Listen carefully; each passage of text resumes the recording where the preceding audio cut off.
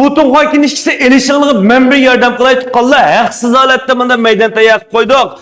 Mayada bütün alette göğünmek var. İşte taklidi imtihan meydanı, resmi imtihan meydanı okşaş alette sualdın tartıp bir şey çıkıp durdu arcını takaysınız. Yaklasınız ma öyde tutup yaklanmasanız ma öyde anlanmaydı. Haksız alette. Siz takip butun hakimlikisi hep boğuca kanda vakti bir şeyde kelsiniz.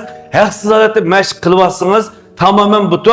Hotelde bir tal orunda değişip takıp koyalık aldık filmini görsenler bu to. Mavul, Lop, Nais'in üzgü geldim. Yine hem şu intihar taklidi intihar meydanının üzerine değişip koydum. Misyanın orunda size gidip burayı. Gönlü kumalı gönlü kulağına hem binayı gibi bildiğimi verip Muşunda meydanın inek onunu alakalı telefonumu da bir bakma. Fotonğa kurusqa katlaşmamış filmini kırıp saklamak Allah'ın bolsunuz. Meşk kılsınız.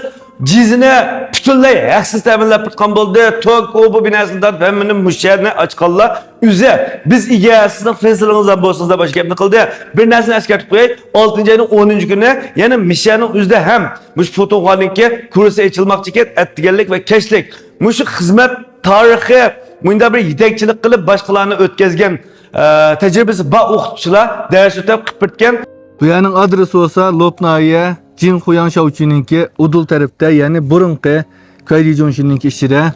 Mana mushani ko'rsanglar, fuqarolaysizlar. Hamda telefon numaramni deb turiblar 3-qavatda. 3-qavat. Telefon numaram 158 86 87 38 37. Bir to'y yakınını çoğum bilib qo'yinglar.